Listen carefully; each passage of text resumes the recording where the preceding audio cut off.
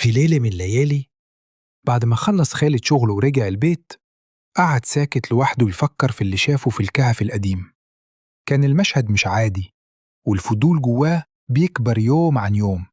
كان حاسس إن الحكاية دي فيها سر كبير محدش يعرفه غيره.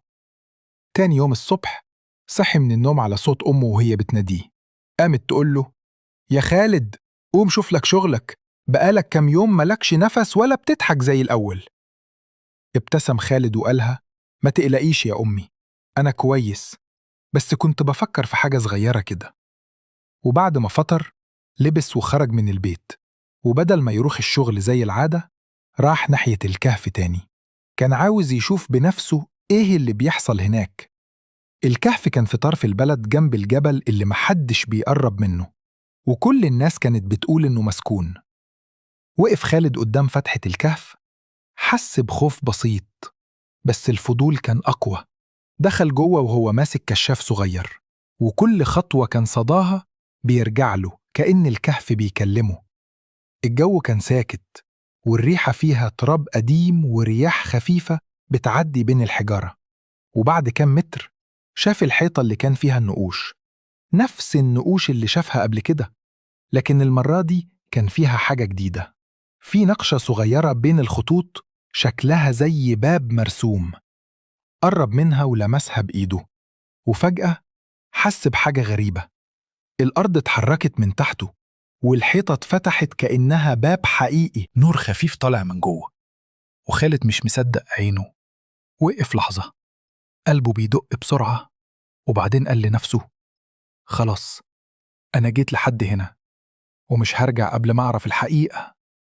دخل من الباب، والباب وراه اتقفل لوحده. النور اللي كان في الممر بدأ يزيد شوية شوية، ولما عينه اتعودت على الضوء لقى نفسه في طريق طويل محفور في الصخر، كأنه نفق قديم معمول بإيد ناس عاشوا من آلاف السنين. فضل ماشي لحد ما وصل لنهاية الممر، وهناك شاف بوابة كبيرة جدا عليها رموز غريبة ونكوش مش فاهم معناها. قرب منها ولمسها بإيده. البوابة اتحركت بهدوء وفتحت، وظهر وراها عالم تاني. أرض كبيرة مليانة بيوت وأبراج، ونور غريب طالع من السماء. مفيش شمس ولا قمر، بس النور مالي المكان كله.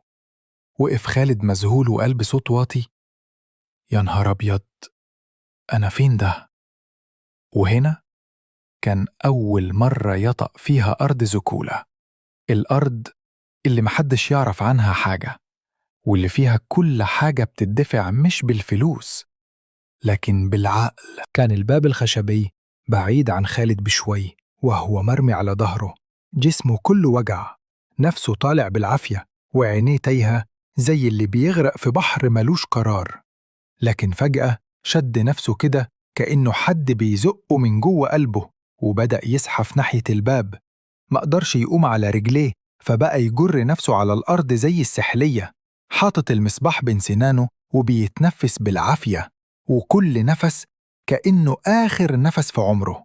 كل شبر بيقربه من الباب كان بيكلمه نفسه ويقول: هي دي الحياة، ده الأمل، ده هو سرداب فوريك اللي بيتكلموا عنه. عينه على الباب وقلبه بيرقص بين الخوف والرجا، يزحف ويدفع برجليه ويشد بإيديه لحد ما قواه خلصت، ووقف مكانه. ما بقيش فاضل غير كام خطوة. مد إيده للباب، بس إيده ما وصلتش. صرخ صرخة من جوه روحه، ولما صوته دوا خد نفسه وقذف جسمه لقدام كأنه صخرة اندفعت من جبل، فخبط الباب اللي الزمن أكل خشبه، واتكسر الباب واتفتح. وخالد وقع من ناحيته التانية، جسمه يتقلب على سلالم خشب، كل درجة بتخبط فيه لحد ما وصل لتحت. وقف النزول، فتح عينيه بالعافية، ولقى نفسه في مكان تاني خالص. السلم واسع، والهوا هناك نقي لدرجة إنه حس إنه بيشرب الهوا شرب. والأعجب إنه النور مالي المكان من غير لا مصباح ولا حاجة. وقف على رجليه وقال بصوت عالي كأنه بيبشر نفسه: أنا في سرداب فوريك، أنا في سرداب فوريك. نزل السلم جاري، ناسي الوجع اللي في جسمه، عايز يشوف كل حاجة قبل البدر ما يغيب. كان بيقول لنفسه الكلام اللي في الكتاب طلع صح، في هوا والنور بتاع البدر منور النفق كله، يا سلام على العظمة. فضل ماشي في نفق ضخم جدرانه عالية جدا، يمكن 10 أمتار أو أكتر، والمكان واسع كأنه مدينة تحت الأرض. وقف يتفرج ماسك الورقة والقلم يكتب اللي شايفه، يقول التراب مالي المكان، الصوت عامل دوشة كأن جبل بينهار، وهو بيجري بكل اللي فيه. شنطته وقعت، ما فكرش فيها، خطواته واسعة، النفس مقطوع وكل ثانية محسوبة. فجأة لقى السرداب انقسم لطريقين، اختار واحد غصب عنه لأن التاني انهار قبل ما يوصله. الانهيار بيلحقه كأنه حية بتجري وراه، والطريق اللي ماشي فيه طالع لفوق. شاف نور في آخر الطريق، نور قوي كأنه نور النهار. شد نفسه وجري بكل اللي فيه، ولما قرب من الفتحة قفز منها، ولما طلع الأرض قفلت وراه وكأنها لفظته بره. وقع خالد على الرمل، راسه مدفونة في التراب. رفعها ومسح وشه وبص للسماء، ضحك وقال الحمد لله نجيت. بس وهو بيبص تاني لقى السماء صافية قوي، زرقتها مش طبيعية. بص حواليه مفيش غير رمل ورمل ورمل. وقف وقال بصوت باين عليه الذهول فوق يا خالد، انت فين؟ دي صحراء ولا حلم؟ لف حواليه مفيش حد، لا بيت لا جبل لا صوت. بص وراه لقى فتحة السرداب اختفت. ضحك ضحكة فيها وجع وقال واضح إن فوريك كان عامل السرداب ده عشان يزرع في الصحراء، والكنز كان مقلب. بص تاني وقال ساخراً يا ترى أنا في الصحراء الشرقية ولا الغربية، ولا رحت سينا، ولا يمكن يا نهار أبيض أكون عديت ليبيا ولا السعودية. وبعدين صرخ بأعلى صوته أنا فين؟ قعد على الأرض.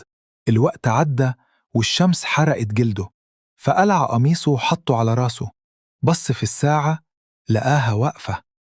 قبل ما يفكر لمح من بعيد رجلين بيجروا في الرمل، نط وجرى وراهم وقال بصوت عالي استنوا استنوا يا جماعة. ولما قرب منهم شاف لبسهم غريب وشكلهم مهدود كأنهم مرضى. قال لهم بالله عليكم أنا محتاج مساعدتكم. بصوله ومردوش، جري وراهم وقال بتجروا ليه؟ رد واحد منهم وقال ألا ترى ما نحن فيه؟ خالد استغرب لهجتهم وقال ساخراً أرى يا سيدي إحنا في السعودية صح؟ بصله الراجل وقال ماذا تعني السعودية؟ خالد تنهد وقال في سره دول شكلهم ضايعين أكتر مني. الراجل التاني قال له أأنت غريب؟ رد خالد بسرعة أيوة أنا غريب. طب إحنا فين؟ وإنتوا مين؟ قال له نحن فقراء وهربنا إلى الصحراء، ألا يوجد معك طعام؟ خالد قال لا والله الشنطة ضاعت، بس استنى معايا فلوس. طلع من جيبه 10 جنيه وقال خدوها هاتوا بيها أكل، بس قولولي أنا فين وإزاي أرجع بلدي. الراجل خطف الورقة وأكلها. خالد بصله مبهوت أنت جعان للدرجة دي؟ قال التاني يبدو لي أنك كريم، ولهذا علمت أنك غريب، أشعر بأنك غني جدا. خالد بص على هدومه المقطعة وقال هو يضحك غني ب10 جنيه. قال لهم طيب بتعيشوا ازاي هنا وهربانين من ايه واحنا فين اصلا؟ اللي اكل الورقة قالوا له نحن فقراء والصحراء خير لنا من ارض زيكولا. خالد فتح عينيه وقال ارض ايه؟ قال له التاني الا تعرف ارض زيكولا؟ رد خالد لا فين دي؟ انا مش شايف غير رمل. الراجل بص له وقال من يعيش في هذا الزمان ولا يعرف زيكولا. وبعدين بص لصاحبه وقال له الأغنياء دايما بيسخروا منا. وأشار لخالد وقال له تعال انزل شوف بنفسك هناك بالأسفل أيها الغني. مشي خالد في الاتجاه اللي أشاروا عليه لحد ما وصل لحافة هضبة عالية. بص لتحت واتجمد في مكانه. قدامه مدينة كبيرة جدا، مبانيها غريبة المنظر، فيها خضرة ومية وأراضي زراعية، وقال بصوت مبحوح وهو بيبلع ريقه: دي تبقى أرض زيكولا؟